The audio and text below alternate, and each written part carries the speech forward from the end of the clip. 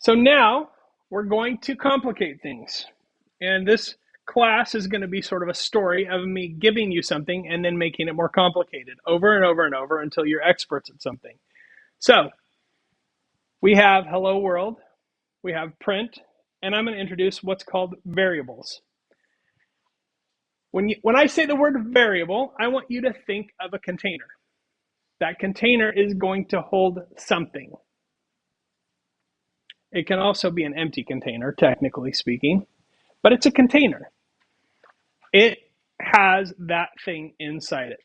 So in this container, I have a pink triangle. I would say the value of this container is pink triangle. Now I could take out the pink triangle and I could put an orange circle in there because a container can always have different things in it, right?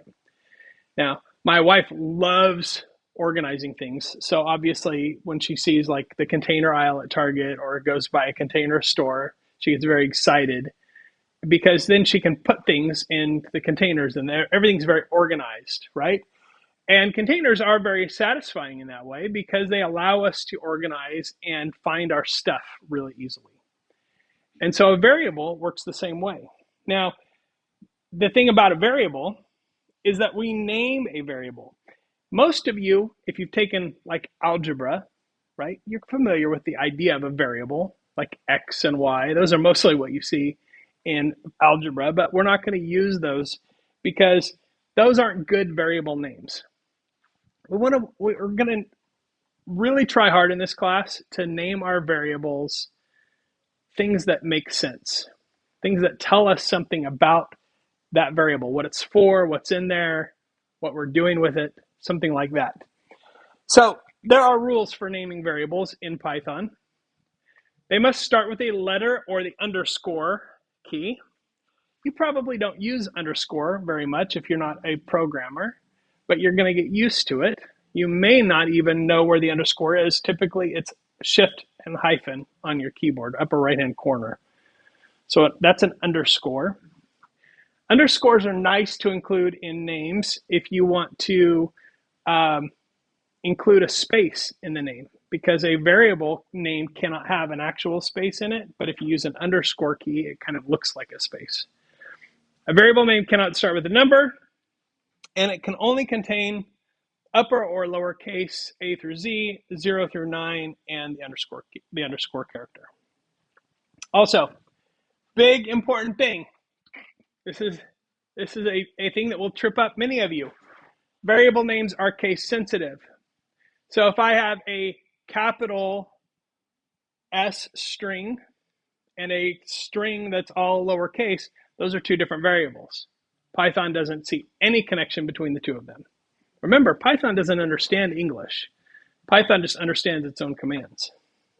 So a good variable name for this container might be something like the shape. Now you'll notice, if you look carefully, that I have a capital S in the middle of that. And a lot of times when we name variables, we'll use something called camel case, which I'll explain to you later. But basically, it means putting capitals at the beginning of each new word. Now, each variable not just has a name, but it has a data type. And the data type of a variable depends on what's in a variable. There are 4 data types that we're going to focus on first. The first one is a string.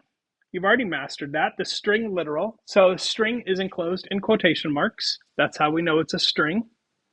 Always has 2 quotation marks. If you leave one off, you'll get what's called an unterminated string literal error, right?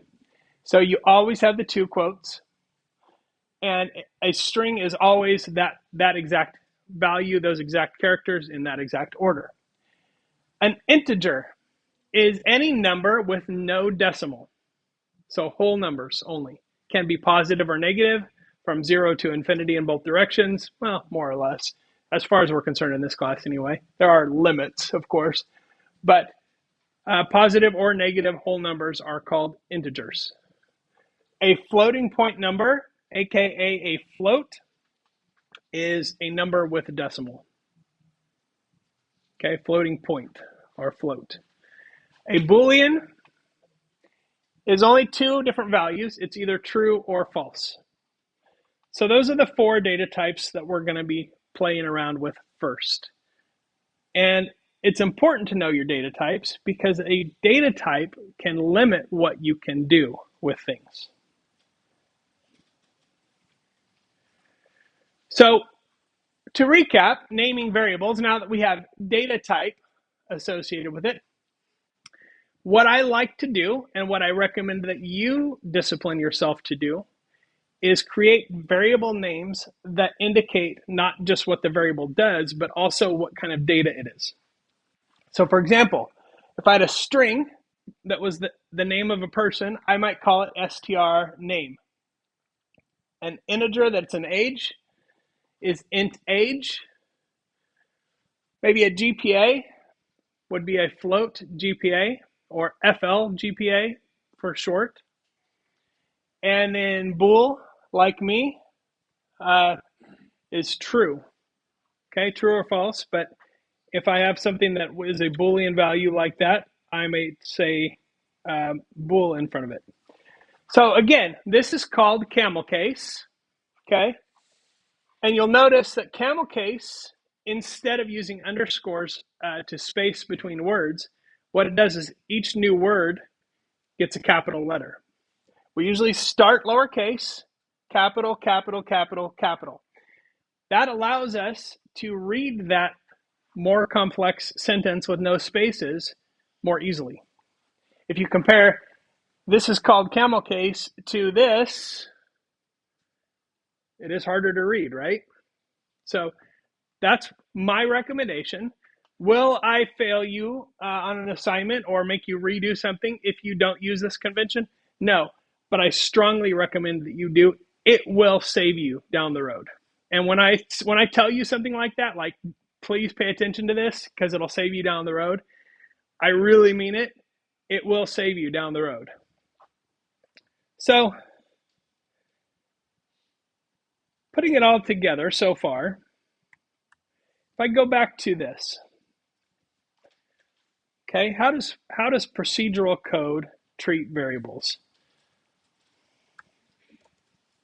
If I have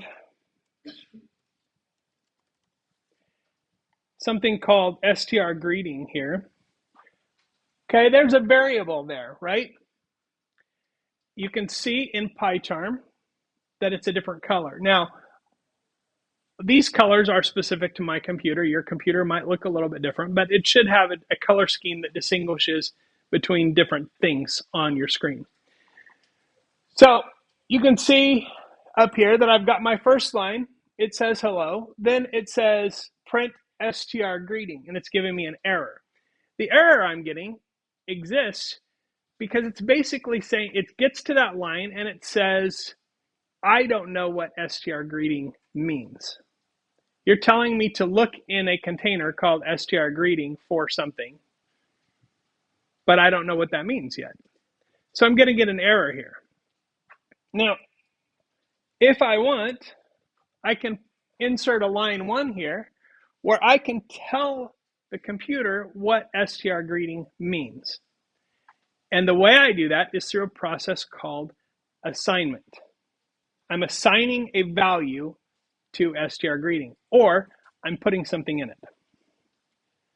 So I'm going to say str greeting equals, and I'm going to assign it a string because it's a string variable that that's what the str means.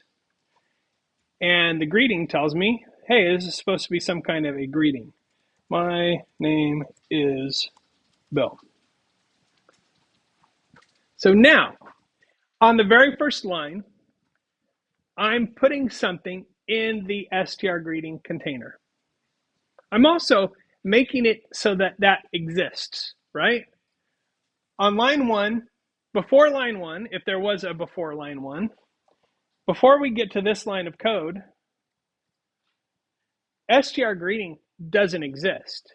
So I'm making it exist when I say this container has this inside it. And I do that with one equal sign. So I'm saying str greeting equals that. It's very similar to when we had something in algebra and we say x equals 10. What I'm saying is x is equal to that. Yes. If I didn't have spaces here, no. I would get a little, you can see here, it's got a little underline in like an orange color on mine. It doesn't, that's called a recommendation. That's PyCharm saying, I see what you did there. Looks like it's going to run okay, but I'm not really crazy about it. There are naming conventions and programming conventions that won't cause errors, but they're more like style rules, if you will, that are like preferred ways of doing things. And the preferred way of doing things is this. Will it give you an error? No, it won't. There are other things about Python that are sensitive to white space that we're going to get into really fast. But a lot of times, spaces between things, it's not going to be an issue. I prefer to give space between things, and sometimes I'll even have empty lines like this. Because visually for me, it's less overwhelming when I have than just like having a straight block of code. So if maybe I have some variables up here that I'm defining some variables at the beginning, and then I have a couple of spaces, and then I start the rest of the program. It sort of helps me to visually separate things. So that's a thing that I like to do, and maybe you want to try that to see what works better for your brain and the way you process things. Some people like just a solid block of code, and that's fine if that's your thing. If you work in a part of a team, people are probably going to get a little angry about it because sometimes it's hard to read, especially in longer programs. So str greeting isn't used until line 3. So it really doesn't matter if it's here or if it's here. Because line 2, it doesn't care about str greeting. It doesn't use it. So as long as I have this defined, as long as I tell Python what this is before I ask to use it, it's not going to be a problem. Okay, so when I run this, you'll notice that it does the things. Okay, so this first line, it's printing hello. When I do this, it doesn't actually, I'm not telling it to print anything, right? All I'm saying is you need to know that inside str greeting, I have this string, my name is Bill.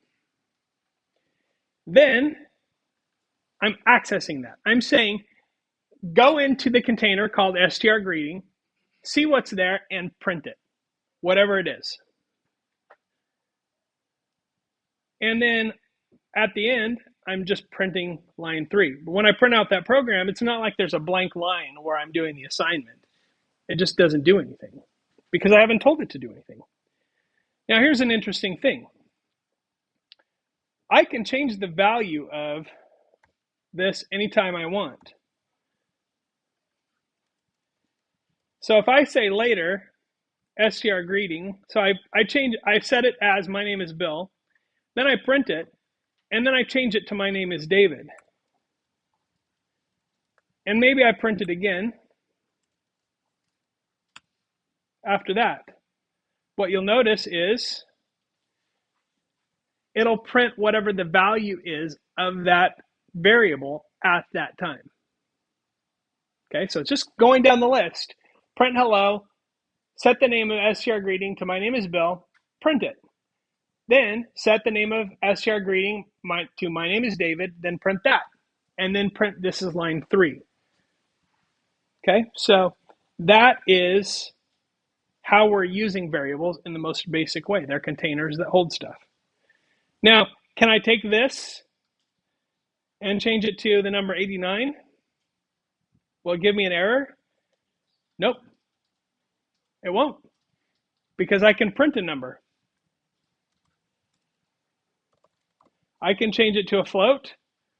It won't give me an error. Now, my variable name doesn't make a lot of sense now because it says str greeting. So that might be a problem, but it's not going to be the kind of problem that gives me an error. It's going to be the kind of problem that confuses me later, which can lead to errors. But I can do that. I can change this to anything I want. It's a container. It's a really generic container of infinite size, by the way, or almost infinite.